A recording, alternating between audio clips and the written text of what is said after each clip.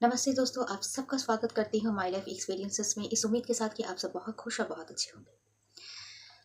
समाज को चलिए, आज जो बेहोशी की हालात में बहुत कुछ समाज में ऐसा चल रहा है, उसे एक वीडियो के माध्यम से सबको होश में लाने की कोशिश करते हैं। ये सिर्फ मेरी आवाज़ नहीं, ये आवाज़ उन सभी महिलाओं की है जो कहीं ना कहीं अंदर तो चल रही है लेकिन बाहर नहीं बोल पा रही। और मैं यहाँ पर सिर्फ महिला को लेकर अगर बोलूँगी तो ये बहुत बड़ा अन्याय होगा उन पुरुषों के साथ, जो पुरुष भी बिल्कुल महिलाओं की भांति भी कहीं ना कहीं उनके साथ भी अन्याय हो रहा है, वो भी कहीं ना कहीं इस अत्याचार का शिकार बन रहे हैं। बस हम महिलाओं को ही ज़्यादा पीड़ित माना जाता है क्योंकि सदियों से आ रही या चल रही प्रथा जो है वो महिलाओं पे ज़्यादा टॉर्चर किए जा रहे हैं। लेकिन आज का ज़माना अगर हम बहुत अच्छे से देखें या फिर कभी भी, पुरुषों भी कम नहीं है, इन अत्याचार से वंचित नहीं रहे हैं। हो सकता है पुरुषों के मामलों में स्त्रियां ज्यादा पीड़ित हुई हैं या अत्याचार उनके साथ हुआ हो, लेकिन पुरुष भी इसमें बिल्कुल उसी तरह भागीदार है। शादी से पहले मुझे भी ऐसा लगता था कि जितनी पीड़ित या जितनी तकलीफ, जितनी अत्याचार है वो सिर्फ महिलाओं पे ही होती हैं, पुरुषों पे नहीं। ये पुरुष शासी समाज है, बिल्कुल ये पुरुष शासी समाज है, लेकिन पुरुषों के साथ भी होता है। ये मैंने शादी के बाद अपने पति की जिंदगी से समझा। बेटियां, कई ऐसी बेटियां हैं, कई ऐसी लड़कियां हमारे समाज की जिन्हें पढ़ते पढ़ते वो एक ऐसी अपना रास्ता एक चुन लेती है जिस रास्ते में ना उसका भला होता है, ना जिसके साथ वो रास्ता तय करती है चुनती है, ना उसका भला होता है, ना उसके साथ आने वाली वो पीढ़ी का ही भला होता है।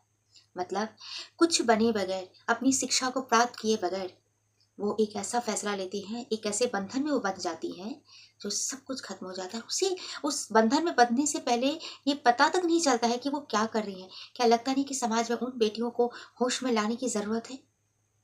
क्या जरूरत नहीं है उन्हें नींद से जगाने की? क्या क्या हो सकता है क्या कि वो इस तरह की कदम उठा रही हैं? ऐसे कई ऐसे समाज में आपको देखने को मिलेगा कि पढ़ती हुई लड़कियां शादी कर लेती हैं, या तो माँ बाप की मर्जी से, या तो खुद की मर्जी से, या तो भाग कर। क्या मिलता है जानते हो लड़कियों को? क्या लगता है कि वो ऐसे कर लेती हैं तो वो बहुत खुश हो जाती हैं? नहीं होती है। उनकी जिंदगी भी बर्बाद होती है, उस लड़की की जिंदगी भी बर्बाद होती है, और उसके साथ जो उन दोनों के बीच में जो आता है वो भी बर्बाद हो जाता है, जो उनके बच्चे होते हैं। मत करो ऐसा। होश में आओ सब, नींद से जागो। उन बेटियों को भी होश में लाने की जरूरत है जो बेटियां ये समझती हैं कि पढ़ाई की क्या जरूरत है, ससुराल है ना, पति है ना, शादी तो पापा देंगे ही। पति देखो अमीर होना चाहिए, ससुराल अमीर होना चाहिए, बॉयफ्रेंड अमीर होना चाहिए, भले ही मैं कुछ भी करूं।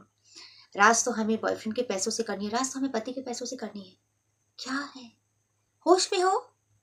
मैं आपसे पूछ रही हूँ, अगर आप ऐसी सोच रख रहे हो तो नहीं होश में हो सकता है कुछ लड़के ऐसे करते भी होंगे, मानते भी होंगे, पर आप क्या हो? खुद झांको, किसी और के ऊपर डिपेंडेंट? इतना ही जब शौक है तो खुद क्यों नहीं करते, खुद क्यों नहीं इंडिपेंडेंट होते? होश में आने की उस पिता की जरूरत है जो पिता चलते हैं लड़की के लिए वर ढूंढे, एक लायक पति, एक लायक लड़का। क्या लड़का कमाता है ना? कितनी सैलरी है? लड़के का घर कैसा है? मेरी बेटी का किस कमरे में रहेगी? कैसी प्रॉपर्टी है, कैसी शिक्षा है, न जाने कितने कुछ मानो कि वो अपनी बेटी को उस घर में दे देंगे या उस लड़के के साथ बंधन बांध देंगे तो उनकी बेटी की जिंदगी बिल्कुल सॉल्व हो जाएगी। क्या लगता नहीं कि उन पिताओं को अब होश में आने की जरूरत है? अब कब एक लायक लड़का अपनी बेटी के लिए ढूंढने से बेहतर है कि अपनी बेटी को लायक बनाए। क्यों दहेज? क्या उन पिताओं को होश में आने की जरूरत नहीं है कि बेटियों की शिक्षा के लिए वो पिता हमेशा कहता है कि हम कहाँ से क्या लेकर आएंगे, मैं एकदम मैं, लेकिन बेटियों की शादी के लिए 10 द्वार घूमकर कहीं से भी लोन, कहीं से भी कर्जा, पर शादी जरूर देना है। क्यों? क्या उन पैसों से बेटियों को शिक्षित करने का क्यों नहीं ये सोच चलता है? क्यों? क्यों एक लड़की को नालायक बनाकर एक लड़के के साथ विवाह के देने की ये जो प्रथा है क्यों नहीं बंद होती है भाई? क्या ये होश में आने की जरूरत नहीं है? होश में आने की उन पिताओं को भी है जो अपनी बेटियों की शिक्षा सिर्फ इसलिए देते हैं ताकि उनके लिए उनका पढ़ना जरूरी है, ताकि उनकी शादी अच्छे घर में हो सके, ताकि वो घर बार संभाल सके, क्योंकि आज का जो जमाना है पढ़ी लिखी लड़की ही घर बार संभाल सकती है, ताकि वो अपने बच्चों को संभाल सके। इसलिए नहीं कि वो अपने पाँव पे खड़े हो सके, इसलिए नहीं कि वो अपनी लाइफ को खुद डिपेंडेंट हो, किसी और पर डिपेंडेंट ना हो। क्या उन पिताओं को होश में आने की जरूरत नहीं है? क्या उन पिताओं को होश में आने की ज़रूरत नहीं है जो लड़की को उसके बिना मर्जी के कहीं भी रिश्ता तय कर देते हैं? क्या एक पिता की ज़रूरत नहीं है उसे पूछने की वो बेटी क्या चाहती है? क्या उन लड़कियों से पिता को ये पूछने का फर्ज नहीं है? एक समय था जहां पर स्वयंवर रचा जाता था। एक समय था, सोचिए, जहां लड़कियों को उनके पर ढूंढने का अधिकार दिया जाता था, लड़के को नहीं। लेकिन आज का कैसा जमाना है जहां लड़कियों को उससे ये अधिकार भी छीन लिया जाता है। सोचो, मैं उन पिताओं को कह रही हूँ होश में आओ, आप सब कुछ देख कर दे दोगे, लेकिन वो जिएगी कौन, रहेगी कौन, संभालेगी कौन? वो आपकी बेटी संभालेगी। कम से कम जो संभालेगी उससे तो पूछो कि वो क्या चाहती है। अगर कोई बेटी चाहती है कि नहीं मैं पढ़ूंगी नहीं, मैं शादी कर लूंगी, कोई बेटी चाहती है कि हाँ मुझे ये करना वो करना ऐसे वैसे, अगर उसके अनुसार हो तो क्या ये सही नहीं है? तो मैं यही कह रही हूँ कि होश में आओ, बेहोश में नहीं। सच्चाई को देखो, कब तक सच्चाई से मुकरोगे? और आज एक बात और मैं कहना चाहूंगी कि आज का ये टॉपिक सिर्फ महिला और पिता यानी लड़कियों और पिता के बीच के नहीं है, यह आज का टॉपिक उन लड़कों के लिए भी है। मुझे ऐसा लगता है कि आज अगर मैं लड़कों के लिए आवाज़ नहीं उठाऊंगी तो शायद मैं कभी नहीं उठा पाऊंगी। क्या लगता है कि लड़कों को ही सब कुछ मिलता है, सब कुछ मिल जाता है, और लड़कियों को शिक्षा से वंचित किया जाता है, लड़कियों को जबरदस्ती शादी दे दिया जाता है, लड़कियों को करियर बनाने का मौका नहीं दिया जाता, लड़कों को हर चीज़ का मौका दिया जाता है? बिल्कुल गलत, बिल्कुल ये सही नहीं है। आपको नहीं मालूम है, कई ऐसी फैमिली है, कई फैमिली जहां पर ऐसा घर का माहौल आता है, वहां बाध्य किया जाता है कि पढ़ो नहीं कुछ करो। चाय दुकान से लेकर मैकेनिक, गैरेज में, हर जगह उन लड़कों को आप देखिएगा अपनी परिवार की मजबूरी का हालात वो बिता रहे होते हुए। नहीं दिया जाता है मौका, नहीं दिया जाता है, उन्हें पढ़ने का भी मौका नहीं दिया जाता है, जबकि देने लायक सक्षम है वो माता पिता, कर सकते हैं, लेकिन फिर भी नहीं दिया जाता है। चाहते हैं आप? लड़की लड़कों को भी अगर वो किसी से प्यार कर रहे हैं, किसी और से शादी करना चाहते हैं, वहां से उन्हें ब्रेक करके तोड़ कर कहीं और क्यों जाते हैं? नहीं, ये लड़की वाले बहुत अमीर है, पैसा वाले, मेरे बच्चे का सेटल हो जाएगा, मैंने कमिटमेंट कर दिया है, या फिर लड़की गरीब है, मैं तो अपने हैसियत वाले से दूंगा। वहां लड़कों को भी झुकना पड़ता है अपने माता पिता के आगे। कहाँ पर हो, सिर्फ लड़कियों के साथ ये टॉर्चर नहीं, और आज का जमाना बहुत बदल चुका। अगर यहाँ पर आज अगर हम कहें कि सिर्फ टॉर्चर लड़कियों के साथ हो रहा है, लड़कों के साथ नहीं, नहीं, आज इक्वली सब इसी दौर में बह रहे हैं, कहीं लड़कियों के साथ तो कहीं लड़कों के साथ हो रहा है। उन सभी पिताओं से मेरी गुजारिश है, यार होश में आओ। क्यों, किस बात का अहंकार, किस बात का इतना गुरूर कि हमने जन्म दिया है, आप जन्म दिए हो? सच में लगता है क्या? नहीं। अगर ये बात सच है कि आपने जन्म दिया है और इस बात को कोई मुकार नहीं सकता, तो ये भी बात सच है कि उन बच्चों ने भी जन्म देकर आपको भी एक नया जन्म दिया। और जानते हो क्या? वह है माता और पिता बनने का सुख। आप बच्चों को जन्म नहीं दोगे तब तक आप किस प्रकार माता और पिता बने? हर रिश्ते का जन्म होता है, एक माँ का जन्म होता है, बच्चे के साथ साथ सिर्फ बच्चे का जन्म नहीं होता, उस बच्चे के साथ साथ उस माँ का भी जन्म होता है। क्यों ये माता पिता भूल जाते हैं? क्यों?